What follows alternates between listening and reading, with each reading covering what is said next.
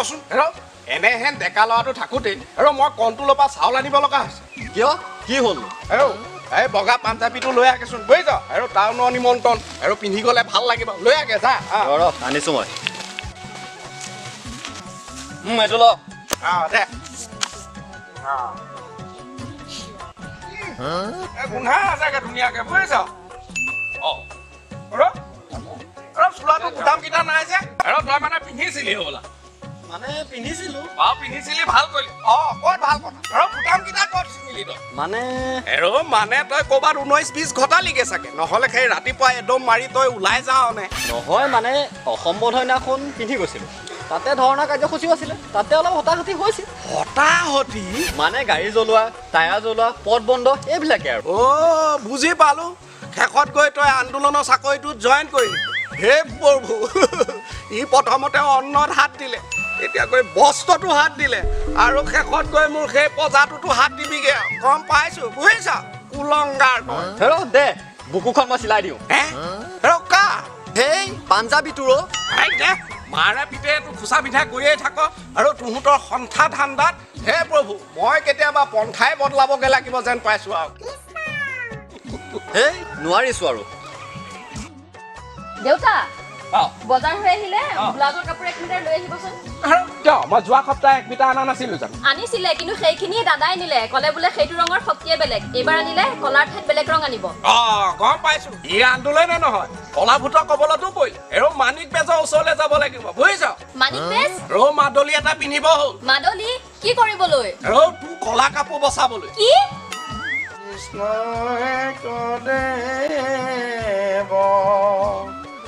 দুখ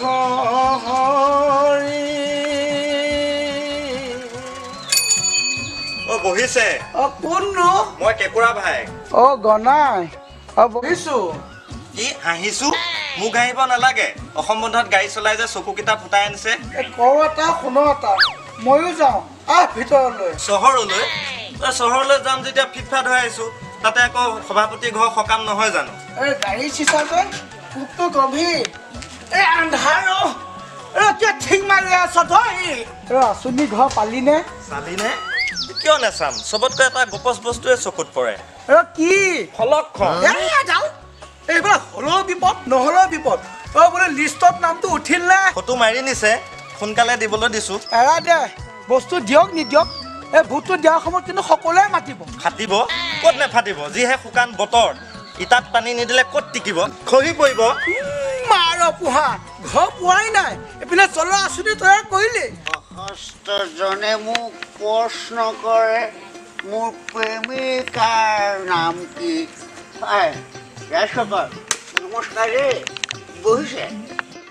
এইজন আকৌ কোন সুধিছে তোমাক টিপিছা তুমি ক'ৰ পৰা আহিছা মই কামপুৰ বজাৰৰ আচ্ছা তুমি কামপুৰৰ সকলোকে চিনি পোৱা নে বাৰু পাওঁ সকলোকে পাওঁ তাতে কামপুৰ বজাৰতে থকা মানুহ কিয় নাপাম মেলেং পাঠেকক চিনি পোৱা নে নাপাওঁ আৰু ধৃত হাজৰিকাক চিনি পোৱা নে বাৰু নাপাওঁ দিয়ক বাৰু তুমি কমল লোচন বৰাক চিনি পোৱা নে আপুনি কাৰ কথা কৈছে মই ধৰিব পৰা নাই আপুনি কাৰ কথা কৈছে তেন্তে হ'লে কিয় কৰা তুমি সকলোকে চিনি পাওঁ বুলি এইকেইজন হ'ল ৰাষ্ট্ৰপতি ৰেংকৰ মানুহ কি ৰাষ্ট্ৰপতি সমান ৰেংকৰ মানুহ কেনেকৈ এওঁলোকেও ৰাষ্ট্ৰপতিক চিনি নাপায় আৰু ৰাষ্ট্ৰপতিও তেওঁলোকক চিনি নাপায় গতিকে তেওঁলোক ৰাষ্ট্ৰপতি ৰেংকৰ হ'লে নেবাৰ কৈছে এচব ল'ব নোৱাৰি আৰু দেই পাৰিছা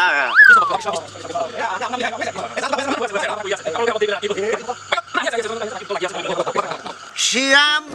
কি শুনিলো আৰু কৃষ্ণ নাম Sir, any problem? Girl Shriram. Krishna কি নাম লৈছ জানতাৰাম মই ঘৰৰ মালিকক মাতিছো এই আধা কিলা স্থাপনৰ ফিটা কাটিব নালাগিব জানো ক্লাছ স্থাপন আৰু তেখেতৰ নাম ৰাম প্ৰসাদহে আৰু ফিটা কটা কথা ক'লি যে বুজি নাপালো নহয় গমেই নাপায় সেই মানে ফিটা কটা মানে সেৱা ধৰাটো সেই তেখেত মৰিল নেকি বাৰু কি বলো কি আছ তই নাজানো নেকি ছাৰ এই জানা কাৰণেতো আগত চিৰিটো লগাইছো কিবা ভুল কৰোঁ নেকি পাঠক বাপ নাই কোৱা মোৰ কাম আছে তই বহ ঠিক আছে আমাৰোতো কাম আছে হয়নে নহয় বাৰু ছাৰ পথাৰত তোমাৰ আলি কাণ কটা এই ৰোৱনীক ভাত দিয়া আৰু পানী যোগান ধৰা খুচি আছ কেলে শুকুৱাই গৈছেগে আৰু সন্ধিয়া হ'লে এইটো মাৰিব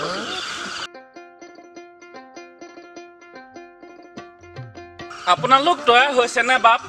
ক'ত হ'ব লাগি আছে লগত ধুৰা সাপ সেই ভাবিছোঁ বেয়া পাইছোঁ মই কেইটামান খাব আৰু পেট নষ্ট কৰে বুঢ়ীয়ে আৰু সেই ঘৰ বেয়া কৰে বুঢ়ীয়ে মোৰ নকয় বাপ আপোনালোক বহকচোন মোৰ ভিতৰত কাম এটা আছে ধৃতৰাষ্ট্ৰ পুতে আহিছে নাই তোক কিয় লাগে একেবাৰে গোটেইটো ফটিকা খাই ক'ব নোৱাৰা হৈ আছো আৰু বিয়াৰ নাম হোৱা কোনেও খাবলৈ কিন্তু নাপালোৱে তাৰমানে কি নাতিনী একে অন্নপ্ৰসনতে খুৱাম বুলি ভাবিছ নেকি আৰু মনে মনে থাকচোন তাৰমানে কি গলাটো বেয়া লাগিছে নেকি গাঁৱত সকলোৱেতো মোক ভূপেন হাজৰিকা বুলিয়ে কয় এটা কথা কিন্তু আজি বাহিমাল মাৰি দিলোঁ যে সেইকাৰণে তেনেকুৱা লাগিছে ঠিক আছে তোৰ বিয়াখন কিহৰ কচোন বাৰু কি ক'লি চৰি দে মিষ্টেক হৈছে ৰচোন আৰু তোৰ পুতেৰ বিয়াখনৰ কথা কৈছোঁ 10 মই টাউনৰ বিবাহ ভৱনত পাতিছোঁ আৰু একে নিজে লৈ খাব লাগে চব নিজে কৰিব লাগে বুজিছ একেবাৰে ইলাহী কাৰবাৰ ভিখাৰী কাৰবাৰ ঠিক আছে এই দেউৰী বিলনী আছেই জানো আৰু নিজে লৈ খাব লাগে বুজিছ আকৌ লাগিলে আকৌ আনি পেলাই একে পেট ভৰাই খাব পাৰে বুজিছ সেইকাৰণে তস্তুবত নগোচা আমি কি কৰোঁ জানো একে জেগাত বহি খতম নোহোৱাকৈ নুঠোৱে বাপেকে এটা বদমাইছ হয় যোগে যোগে ঘুমেন তই এইটোতো ধৰিলি হ'বলা আৰু দিনে পঢ়া দিবলৈ ললি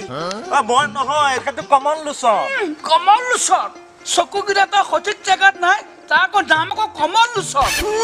চাৰা ধৰোঁতে কি তই মোক অপমান কৰিছ অন্ধমুনি অভিশাপ মোক অপমান কৰাৰ তোৰ অধিকাৰ নাই 10 লাখ টকীয়া মানুহ এইবাৰ বেমাৰ হওঁতে চৰকাৰে চাৰা 50,000 টকা দিছে আকৌ বোলে মৰিলে ঘৰত 2 লাখ টকা দিব চাৰা 10 লাখ টকা মানুহ হ'লে নাই ঐ বাপজন আহিলে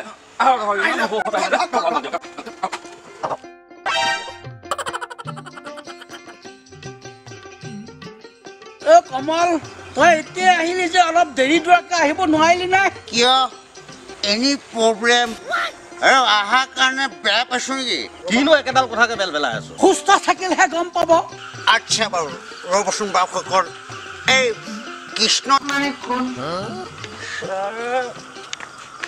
তলটোতো ভাঙি দিয়ে আকৌ ওপৰতো পতি লৈ লৈছ সেয়া নেজানিলে নেজানো বুলি কওক আকৌ আৰু এই অলপ আঁতৰলৈ গৈ পেলাই কচোন আৰু এই কৃষ্ণ কোন সকলোৱে গম পায় এই জানা নোহোৱা কৰ আচ্ছা বাৰু ৰ'বচোন বাপসকল এই কৃষ্ণ যে বহিৰাগত আপোনালোকে জানেনে বাৰু বহিৰাগত এই কৃষ্ণৰ জন্ম জানো মথুৱাত নহয় বুঢ়ী কেইজন মাৰি টিপিও আছে ভাল লাগিব গাটো বলচোন বল বল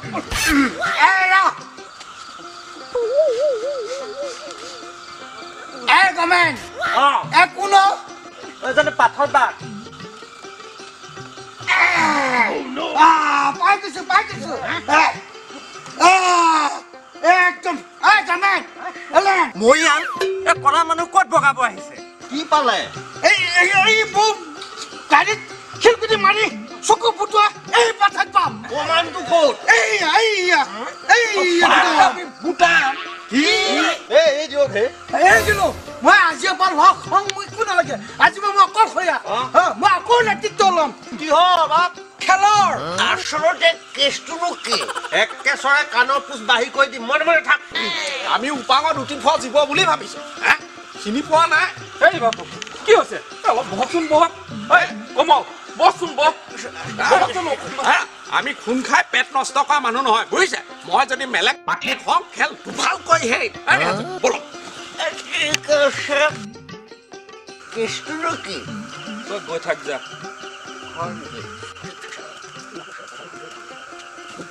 আচ্ছা মই পাঠশালা পঢ়িব পাৰিলো হয় কিন্তু ধুতি পিন্ধি নাহিলো যে হ'ব তই গৈ থাক যা হয় নেকি ঠিক আছে বাৰু তোৰতো মন গাটো বেয়া যেন পাইছোঁ এচিপি মাৰিবি নেকি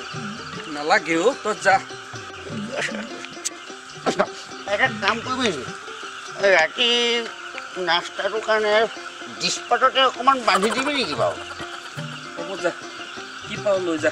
ঠিক আছে হ'ব দে পাবছৰ আচলতে কেছটো কি ঘটিছে মই একো বুজি পোৱা নাই তই যা ঠিক আছে হ'ব দে চবে যায় যায়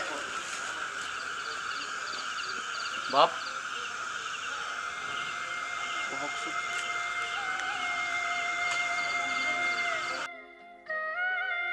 বুজিলোঁ